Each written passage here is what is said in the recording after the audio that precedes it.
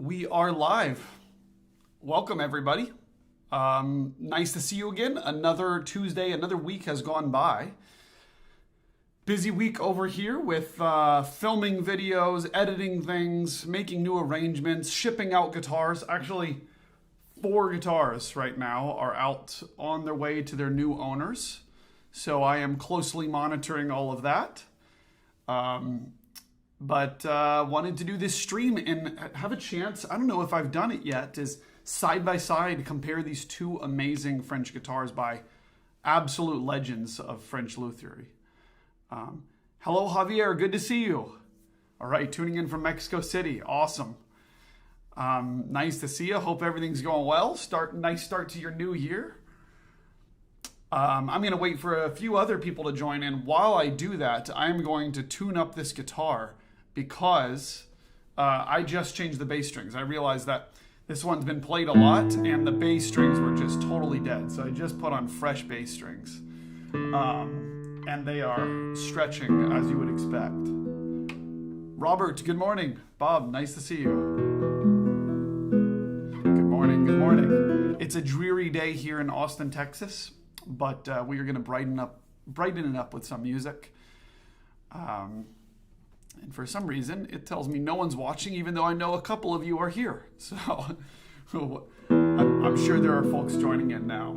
But today, we are going to be comparing these 2 legendary French guitars.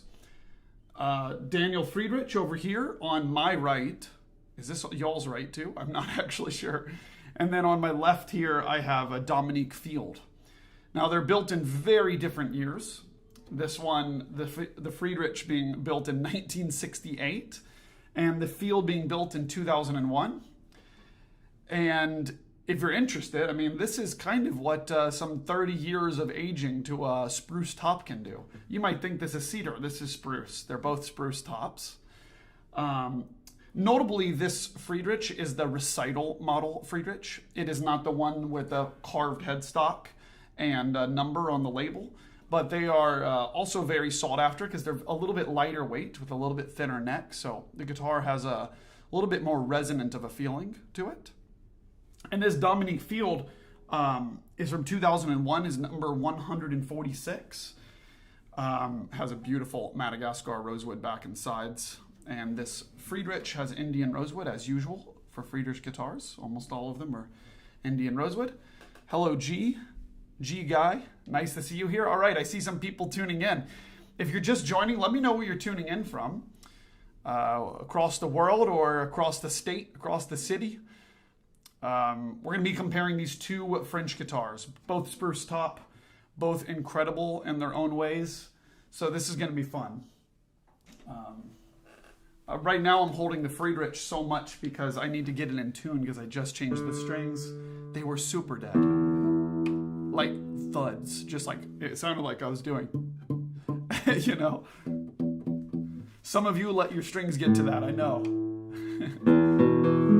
You know, when the strings get dead, it's funny because like some things are very nice about guitars when the strings are dead. You know, you squeak less. There's less tuning problems.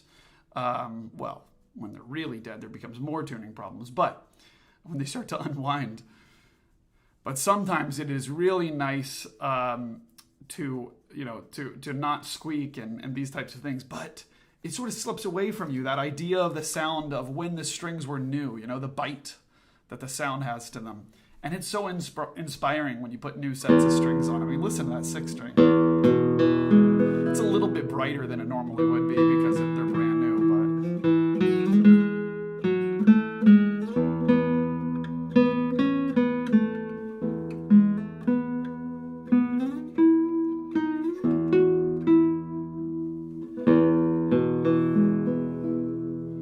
So maybe I'll start this stream with just showing you both of the guitars individually, and then I'll do a comparison to where I play the same piece on both, maybe a few pieces on both.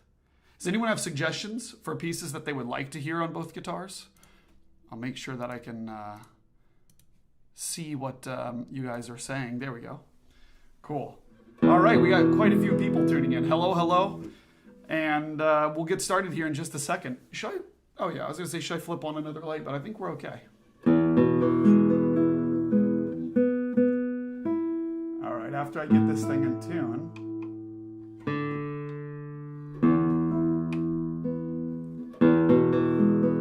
We'll do a little playing.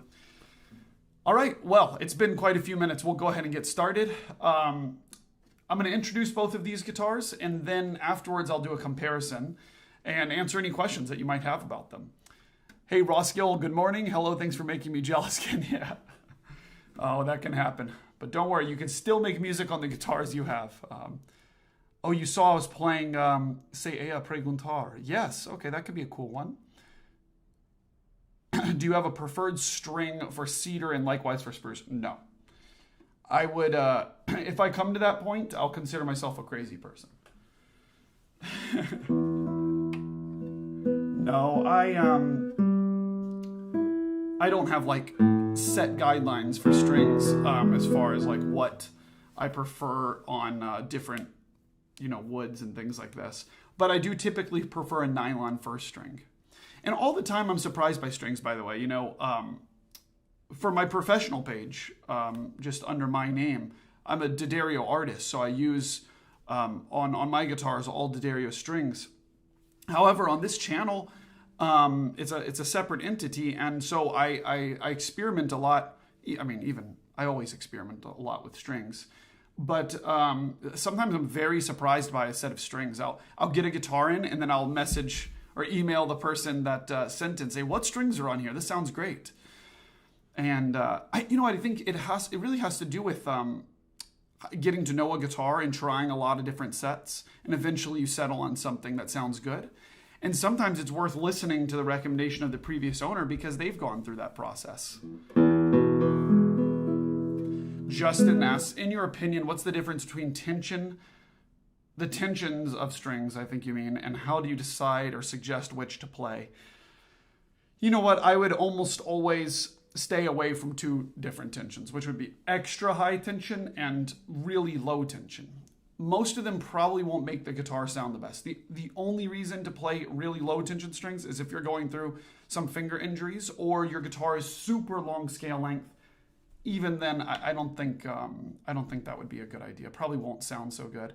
I have to say, low tension D'Addario bass strings sound pretty good to me. Do they sound as good as the medium, the high? I don't think so, but it's nice to use sometimes. I was using it. What did I try low tension strings on? A Michel Bruch guitar that felt like really loud and tight to some degree, and I liked low tension on it actually. And how do I decide to try which to play? Honestly, but to answer your question directly, decide what tension, I just do it based on feel, not sound really.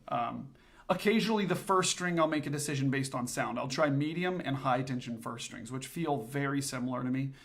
And sometimes medium tension just doesn't have enough body to it, so I'll use high tension. More often than not, I just use medium. And for the basses, I mostly use medium because it's just a little easier to play and manipulate. High tension strings can kind of feel like you're doing a lot of work, and I don't want to do a lot of work. So, all right, well, let's get started. Well, we'll start today's live stream presentation here with a guitar by Daniel Friederich, the legendary French maker, kind of the heir to Robert Boucher's work. And this instrument is kind of from his early days. This is from 1968. And you'll notice many Friedrich-like things on the guitar. Of course, the shape of the headstock, the rosette, the wood choices, everything, including, Indian rosewood back and sides, like almost every Daniel Friederich guitar has. But what's interesting about these recital models, as you call them, is that they're a little bit lighter in weight. I've had quite a few other Friedrichs, and you might have seen on my channel. Ones from the 70s, concert models from the 70s, from the 90s.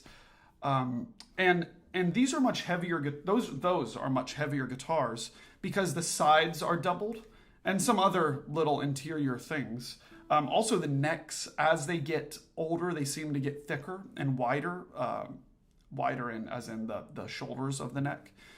In fact, Friederich is quoted as saying, "My guitars aren't as easy to play today as they used to be," or something like this. He says, but players are also getting much better levels of proficiency. So yes, his guitars, I mean, I'm sure this had to do with the thickness of the neck and the frequencies that he was getting out of them that he liked. But the truth is, a lot of the later necks for most people are pretty uncomfortable. You do adapt to them, but when you compare it to something thinner, or like this neck, some of his earlier necks, you really notice a difference. So anyhow, this one's from 1968. It's a spruce top, although, you know, it's getting dark over time, so it's kind of looking like cedar, but it is a spruce top. It has a couple of repaired cracks here in the lower bout, professionally repaired, all stable for many years now. And I've got a tuner clipped up here because I just recently changed the strings, so I'll make that disappear in just a moment. But I want you to hear this guitar. Now, there is a full review of this guitar on the channel, but I think since then I've changed mics and to something that I like a little bit more, and wanted you to hear this one again. And then I want to take the chance, I reached over here, I want to take a chance to compare it to this Dominique Field guitar, which I haven't yet, I don't believe. So Dominique Field is a still living luthier that is, you know, in large part inspired by these other two famous French makers that came before him. And but with his own very interesting design ideas and a different sound. It's not like these are copies of each other by any means. Anyways, let's take a listen to this 1968 Daniel Friederich recital model guitar.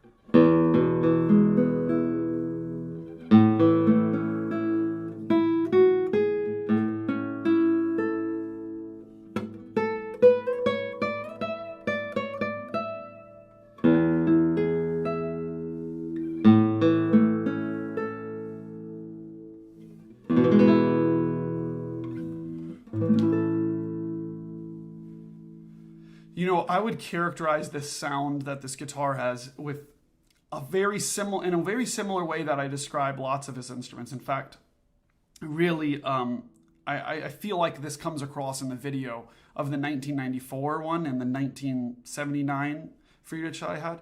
Is that it's a very direct sound. There's not tons of things ringing over. It's very direct, but somehow he achieves this sweetness to the sound without it coming from all the harmonics. It's, you know, playing an E major chord, trying to get the most sympathetic vibrating that I can, and still the notes are crystal clear and tons of fundamental.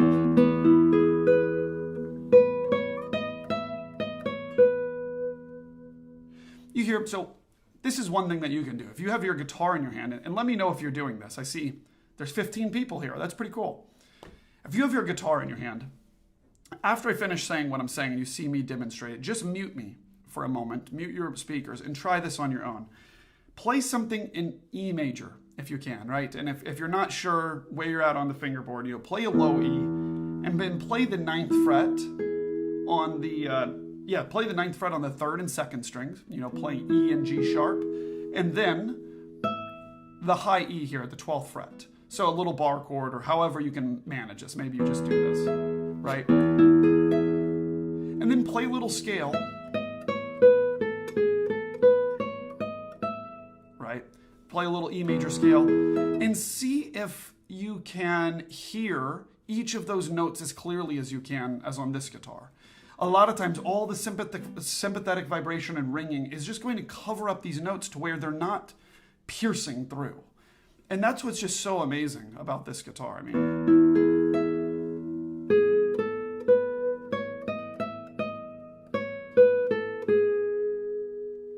now see, I'm not paying attention to mute the other strings. I just,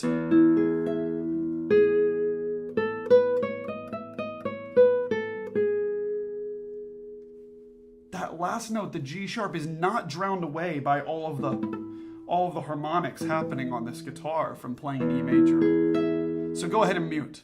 Mute me. I'm going to talk badly about you while you have me muted, and then you can come back. No, so everyone try it on your guitar. It'll be interesting.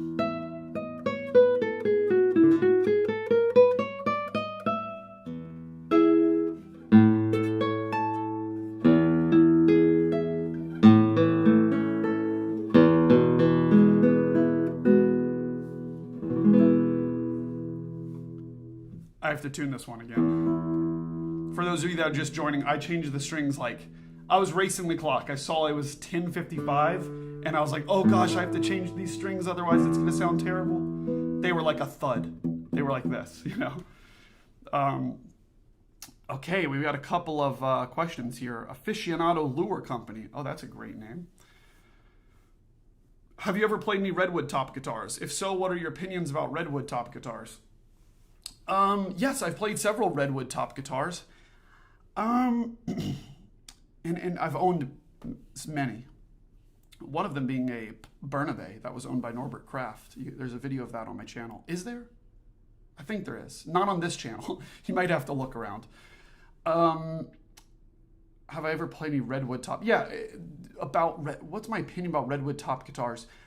You know what? The way the question is asked, it makes me think of just saying one blanket statement, which is that, like, I can't say anything about any top guitars or any type of wood on the back and sides, because I'll tell you right now is that if I don't know the instrument or the luthier and you put in my lap, I will not be able to tell from behind the guitar, blindfolded, if it's spruce or cedar with any certainty. Now, if I know the luthier and I've played spruce and cedar guitars by that luthier, I will be able to tell you. But I think it's quite impossible for a guitarist to just say, oh, that must be redwood, or that must be spruce, or that must be cedar. We love to try to figure things out and say, well, spruce is clear and cedar's, you know, whatever, darker and warmer, maybe punchier or something. This a lot of times actually is the case between a luthier's guitars, and maybe if you had to say something about redwood, it would be that it was a little bit more clear. Luthiers will say, it's kind of a mixture between spruce and cedar. But honestly, that's not always the case. And I'll say this about redwood top guitars, is that they're beautiful. I love the look of that reddish color to them. And if a luthier feels really comfortable with that wood, in fact, Stephen Walter, someone that, a friend of mine and a luthier I've played the guitars of for years, he had a few redwood guitars that I've played and really liked. And kind of most recently, this was a few years ago, I was there when he strung up one for the first time. And I have that video that I haven't released yet, but that was a really beautiful guitar that was really, really even on the first string. So that was what I remember about it. A very even sound. Oops, it just went past. Okay, let's quickly get over to some more questions. Justin says, sounds beautiful. Would you be able to compare a commercial guitar? It could help make sense of what makes it sound better. Yeah, that's a good idea. I should do that sometime. I don't have any of those around me right now, but that would be a really fun thing to do. But at the same time, I don't want to disparage guitars that are lesser in price. Of course, a guitar's price does not equal what it means to you. You know, like someone's $200 guitar can mean a whole lot to them. And yes, maybe comparing those could be very interesting in a non-disparaging way. I'll think about that. That's a great idea, Justin. Jerome Blake says, your explanation of the clarity part would make a good video on its own. Oh, thanks. Appreciate it. Explain the difference of what makes different guitars good. Yeah, thanks, Blake. That's you know what? I think it would be a real struggle to really point out each of these details and make it abundantly obvious in a video. In fact, I have to say, a lot of the times when I'm making these videos or doing these streams, I'm half not expecting it to translate over, the mics and video. I mean, I hear it in this room, but then on the other side, who knows, right? But I really appreciate that you noticed that. So yeah, I was just showing that the clarity of these Friederich guitars and this Friederich guitar, the mixture of warmth and clarity is just so nice. I mean, the perfect mixture of overtones and this really direct fundamental, this isolated fundamental. In a little bit, I'm going to play this Melodia de una Noite piece by Fonseca, where you'll really be able to hear this.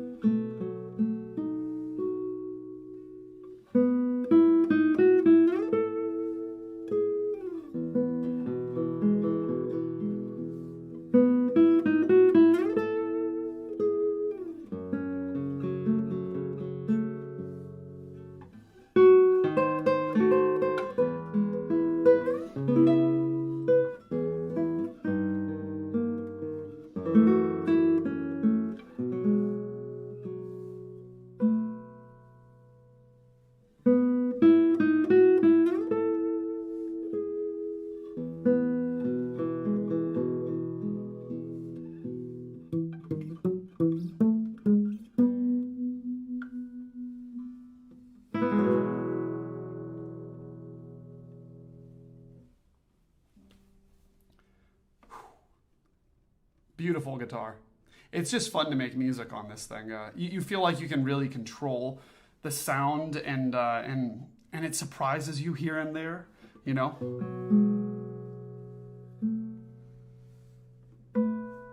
Oh, it's so nice. What is this piece? This is the one I just mentioned. You know what? I'll put it in chat so that you can see. Oops. It's something like this. Melodia uma Noite. The resonance on the muted bass was insane. Oh yeah. I like opening up on that last one, just using flesh but unmuting.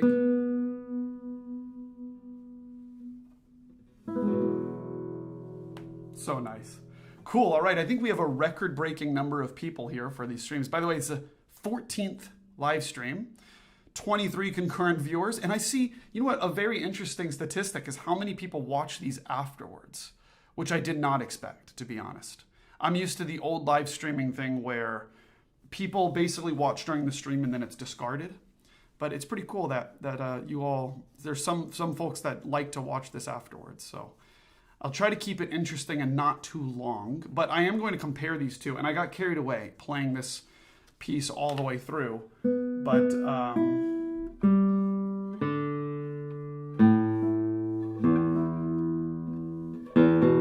Guitar Quackery just found me. I love the name. I'm gonna have to check out your channel afterwards, but you'll have to link me to that, or I'll have to remember. Well, welcome. We are doing some guitar quackery here, being fussy and comparing two beautiful French guitars here. So again, for those of you that are just joining, especially since a couple of you are just tuning in, today we are going to be comparing these two guitars by French master luthiers. Over here to my right, a guitar by Daniel Friederich from the year 1968. It's his recital model. Spruce top, even though it's pretty dark, and Indian rosewood back and sides. And then over here to my left is a guitar by Dominique Field from the year 2001, also a spruce top, and actually with Madagascar rosewood back and sides. So what was I trying to say? So I hope you guys enjoy this comparison, and I'm gonna play the same thing on each one of these guitars, and hopefully you'll notice some things that are interesting about each of them. And I would love to hear your preference and why that's your preference. So why don't we get started? Sound good, you all? Okay. So since I was just playing on this Friederich, why don't we move over to the Dominique Field, and I will demonstrate this one for a second. And then we'll move on to the comparison. Wow, oh my gosh, there's a lot of comments here. What just happened? More people joined? Dimitri, hello, good to see you. Does lower action, nice guitar says, does lower action affect the response of the guitar? I lower the action, the strings somehow don't come back as fast when strummed. I don't really, scales seem not as fast. Wow, I don't know about that. I can't play fast scales with high action, so forget it. But low action isn't the thing that affects the guitar. It's, well, from what I understand, the break angle of the strings. On some makers, this matters a whole lot. And if the guitar is if the string is resting too low, or even touching the bridge instead of the bone nut. Anyhow, oh my gosh, Brian, yes, I think my first exposure to Field was hearing Raphael. He's amazing, and I've played that guitar, and in fact, I actually play it often. It belongs to a collector in town, and it's fantastic. It's very similar to this one, I have to say. And yes, of course, much of it is him. He's amazing, Raphael.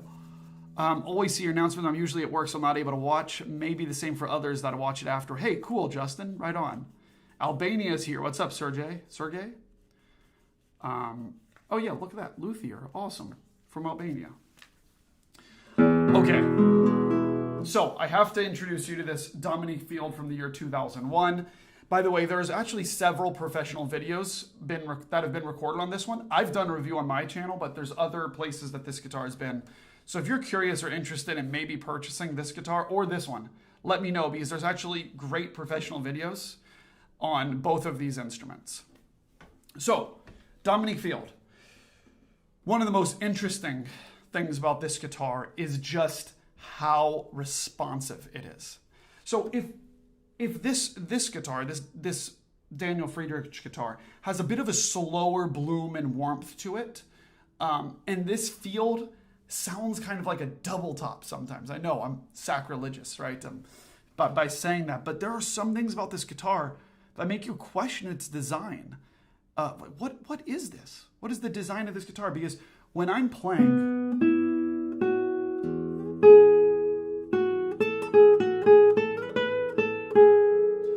the notes are so quick to leave my fingers, and they reach their maximum volume extremely fast. So the attack is extremely fast. And it's perhaps the most even sounding traditional guitar I've ever played in my life. I think that's true. I think that's true. So you remember that test we were doing a little bit earlier? Let's see how this compares. Now, if I had to guess, this one may not be quite as clear, but it'll be beautiful in the way of all the harmonics that it produces. Let's see.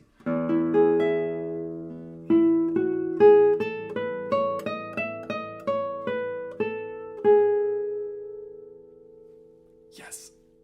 I think I've demonstrated what I wanted here, okay? Let me show you again. Listen to that last G sharp, right? That's...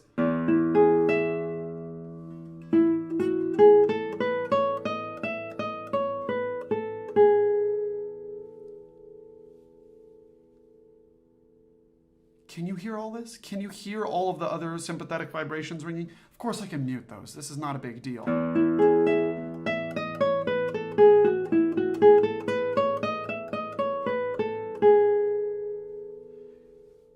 You see all the sympathetic vibrations on this one? It's just ringing so much. Now, that's a really beautiful, fun thing, but let me compare it to the Friederich, right? I do this.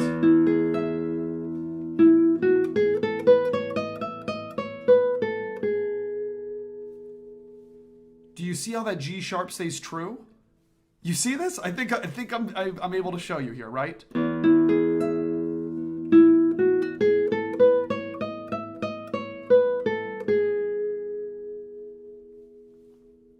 Listen how low the sympathetic vibrations are. Gosh, you guys are hearing this in a live stream. I'm sorry, but there will be a video posted that I'm recording locally to this video. So if you see me sometimes do a cheesy looking at the camera, introducing a guitar, it's because I'm going to edit something from this video into a video where it's comparing the guitars.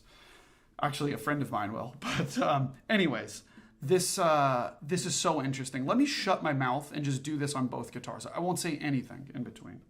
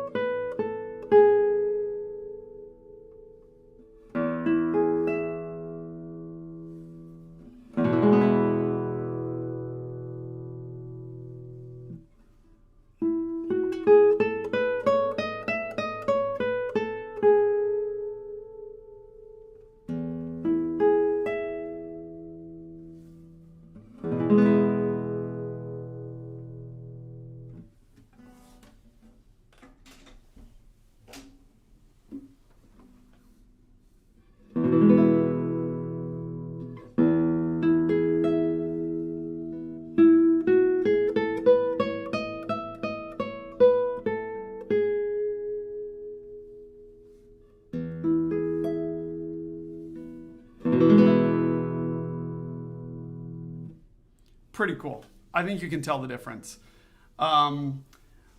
Great. Okay, everyone's commenting. This is awesome. No, they are not overtones. This is a very mistaken topic, by the way. So if I do this, right? If I play, let's see, I have to get them all out. So if I go,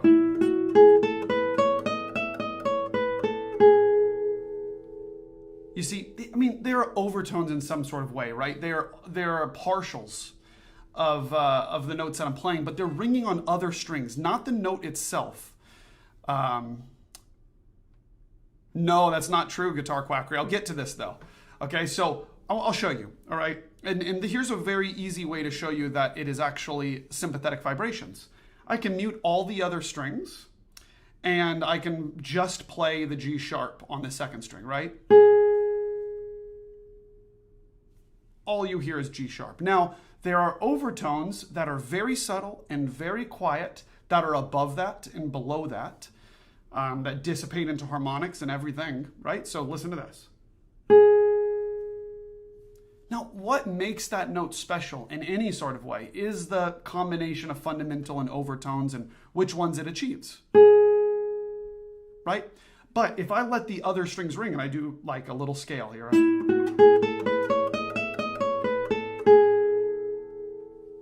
what you're hearing are the other strings afterwards, right? I do this. Now see, if I mute everything, I can do this.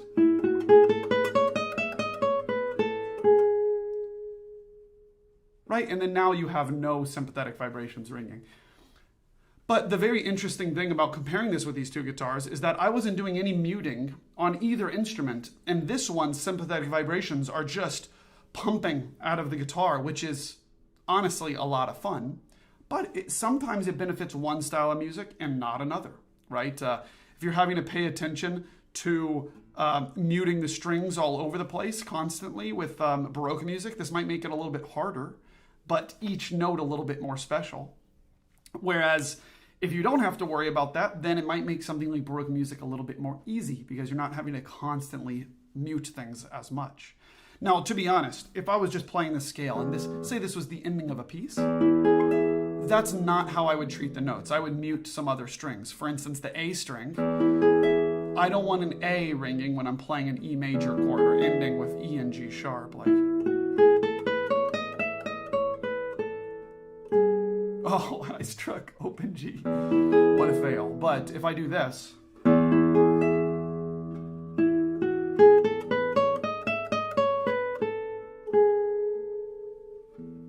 now I'm trying to make sure other strings don't ring that are intruding, I guess. Yeah, Guitar Quackery over here. Yeah, no, I appreciate it. For sympathetic vibration to occur, your guitar need to have the strings tuned the same pitch. No, I see what you mean, but no, you know what? The thing is, when you play a scale, you know, here I am playing E, F sharp, G sharp, A, B, C sharp, D sharp, and E.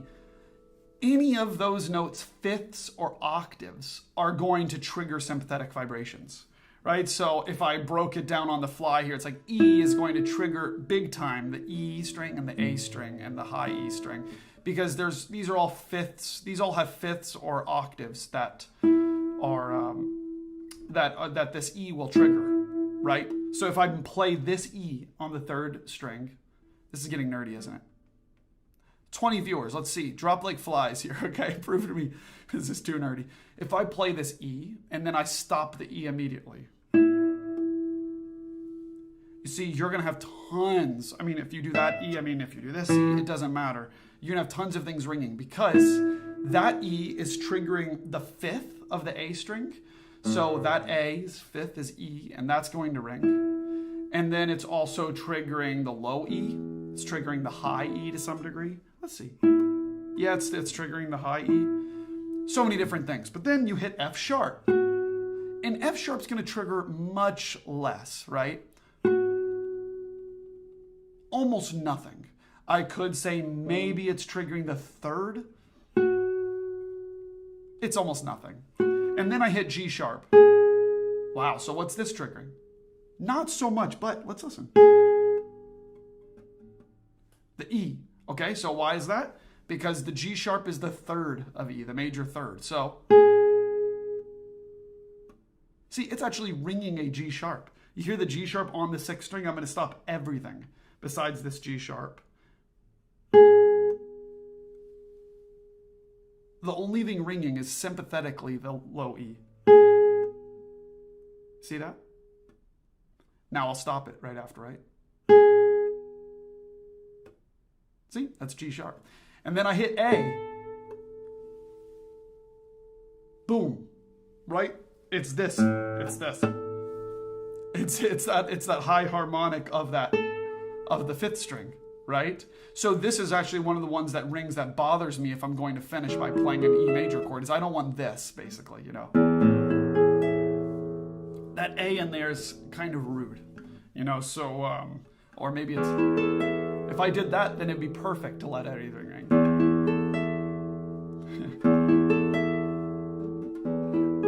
A little suspension. 4/3. Listen to that. See if now I do this and it's going to trigger the fifth string to ring sympathetically because I'm playing an A. Right, here we go. And then if I mute that fifth string when I resolve, it's perfect. Oh, hold on. So if I go.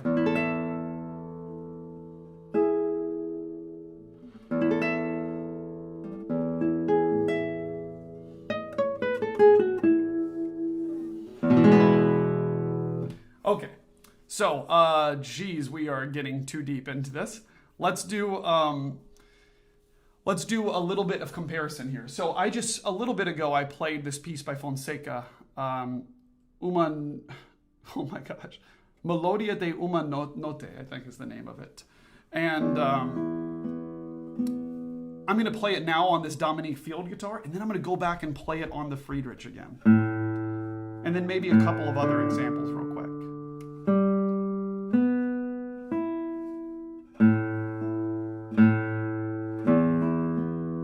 Okay, let's hear it.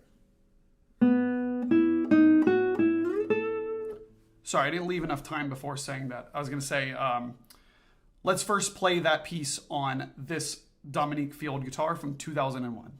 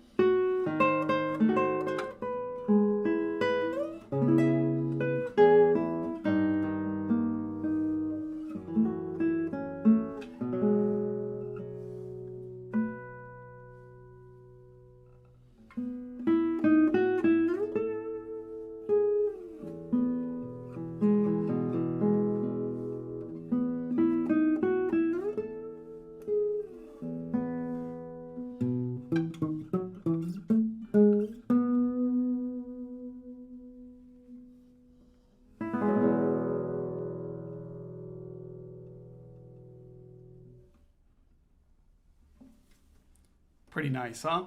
How many of you all were listening when I played it on the Friederich as well?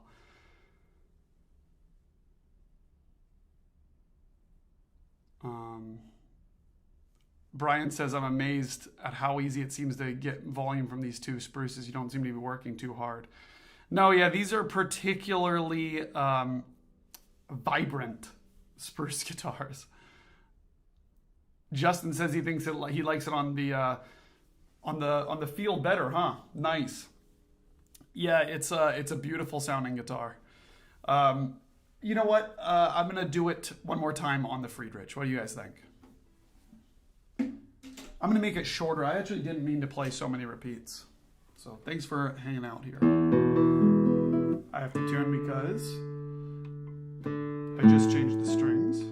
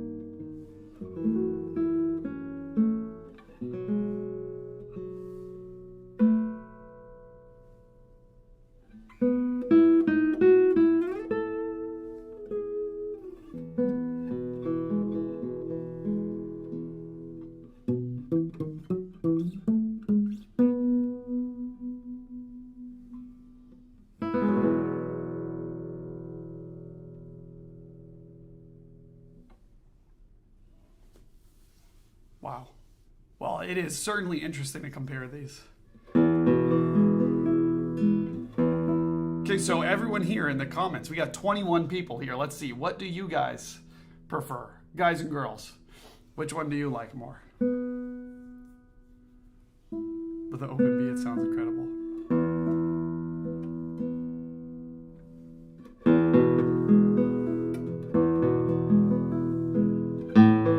Guitar quackery. Your name is funny. Of course, I've tried all the strings. Well, except for some of the really, really goofy sets of strings. I have not tried those.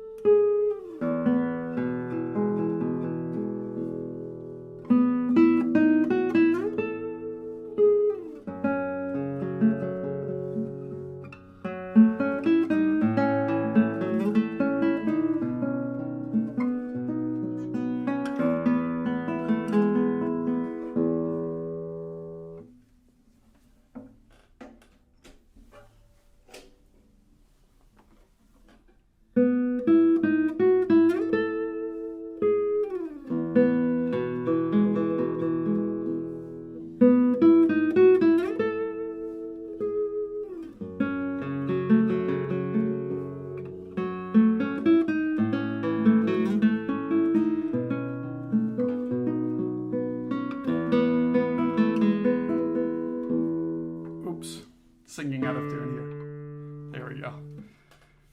Brian says, I have a strong preference for both of them. That's funny. Two very different sounds, but I prefer the other. Oh, sorry, I don't know which one you mean, actually.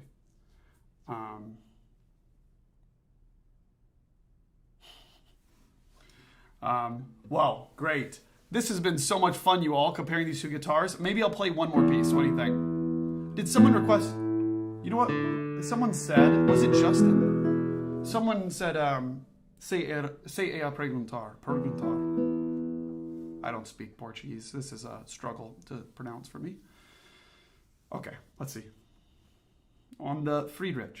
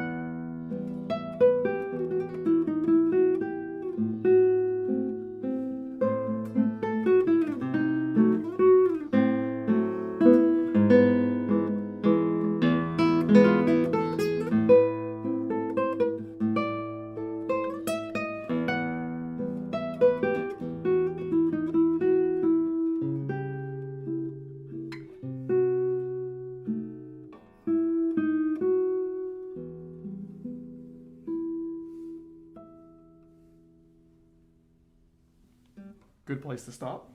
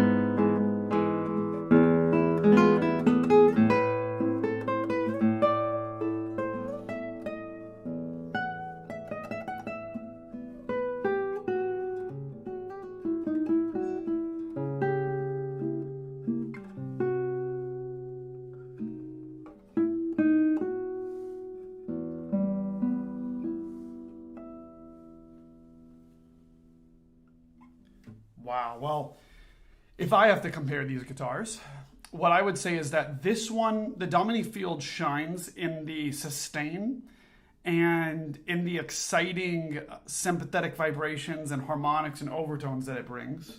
And then the Friederich, where it excels, is just making you fall in love with the individual note, with every single note. It's a little bit more clear, a little bit more direct, possibly a little bit less sustained because it doesn't give you help from the sympathetic vibrations. But when things like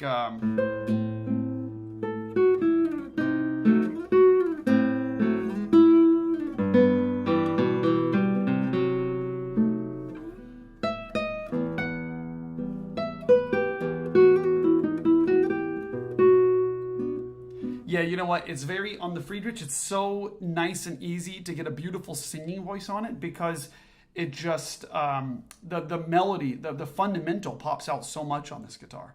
It's really nice. So, well, it's almost at the hour here, and this has been such a fun session here. If you guys have any questions to close this thing out, please hit me with them. I was going to say something about strings here. I would never say that a certain set of strings is the best nylon string. It's just something that you don't say after you've tried a bunch of different guitars and you've put a bunch of strings on different guitars. Certainly, there's a market for each of these strings, and there's a reason why there are, at least the popular different strings. And there's also reasons why they're popular. And I have to say, like, on some guitars, I really like one set of strings. On others, wow, it just does not sound right. So I have to change. And nowadays, I've got a little bit of a method from what I see, feel, and hear, less of the seeing, but mostly what I hear and feel, that I know what might complement the guitar better. For instance, you know, sometimes a guitar might sound a little bit flat or muted on the first string, and something like an Augustine or a Savarez first string might sound better. And then on other guitars, those strings sound too thin to me, and the normal D'Addario first string sounds perfect. Sometimes one set of carbon sounds too tight and the other one sounds too loose. There's a lot of experimenting to do, but it also will drive you crazy. It doesn't make too much of a difference, but of course, we're here on this channel talking about very small differences between beautiful guitars. So these small details do matter, but you could drive yourself crazy with them. B. Shaw says the Field is more rounded, but the Friederich has something like more echo, so the treble in the guitar sings better. The Field only needs time. Wow, interesting. How much more time does it need? Does it need 24 more years or something? Does it need more than 24 years? It's a pretty old guitar now. Honestly, I don't think that much more will change with time with either of these guitars. They've both been played professionally and are very broken. Now, 100 years, I have no idea. Right? But I think both of these guitars are singing in the character that they have, and it'll just be small changes from there. But I could be wrong. Oh, that's cool. It was your gateway pieces to classical guitar after Targa. Yeah, okay, we've got Lagrima.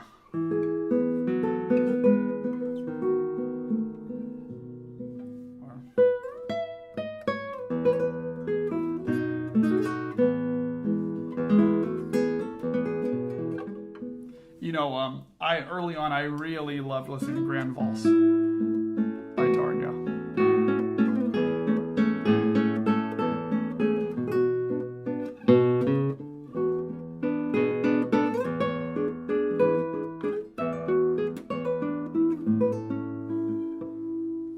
So nice, right? Okay, well, it is 12:01 here in Austin, Texas.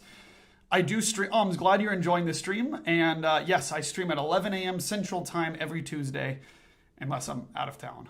So, anyways, the phone theme. Yes, I thought you said you're on the phone. I'm like, wow, you're listening to the stream and on the phone. Okay, thank you all so much for watching. This has been a really fun comparison between these two French guitars, and I will see you in the next stream tomorrow. Today's Tuesday. Yes, tomorrow. There'll be a really cool video released on the channel of a guitar that was sent to me by the Hansen Workshop at Altamira. It's of a Stauffer model guitar that they call their Vienna model, which actually has adjustable action with a turning key like 19th century guitars often had. And it's really cool. I even demonstrate that in the video. So that'll be coming out tomorrow at 9 a.m. Central Time. I'll see you guys next week. Both of these guitars are available, so write to me if you are interested. And we might be able to work out a special deal, especially if you mention the stream, okay? So thanks so much for watching, you all. This has been a lot of fun, and I'll see you next Tuesday. See you.